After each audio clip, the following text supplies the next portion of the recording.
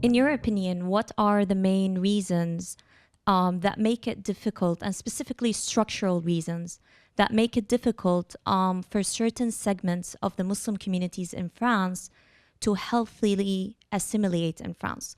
And in your opinion, are there systematic ways to address those structural reasons?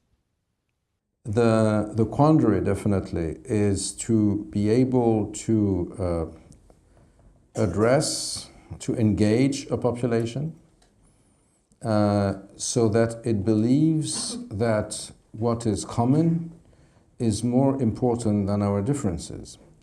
And this is the big challenge. You know, the French always thought that,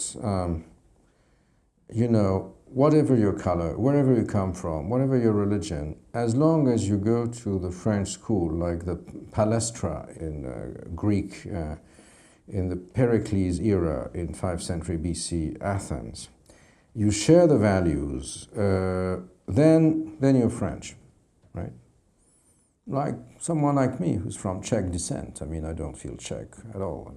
Or many others. I mean, if you look in, there are no telephone books now because we all have iPads, but or iPhones.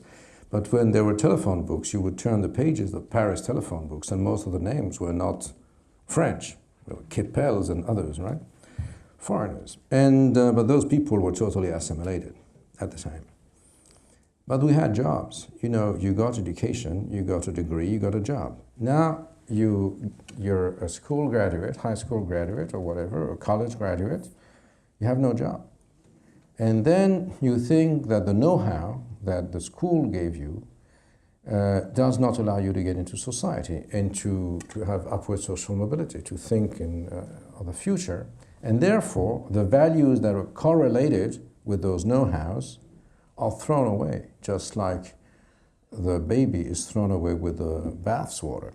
And therefore, this is why I think Macron has stated as his two priorities education reform, so that kids coming out of schools would be able to deal with the digital age, which they are not apt to now, and B, the labor market reform, which I think it's going to be very difficult, but it's a tough thing. And this is the prerequisite.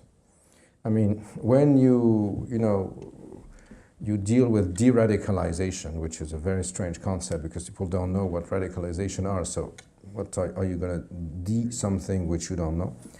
And it has not worked.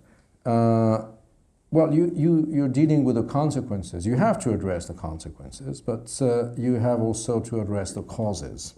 It's as, symptomatic medicine is something you have to do. But you also have to do what I don't know what to say in English, etiology. I mean, look at the causes. Otherwise, you won't cure the diseased person. And this is the big challenge.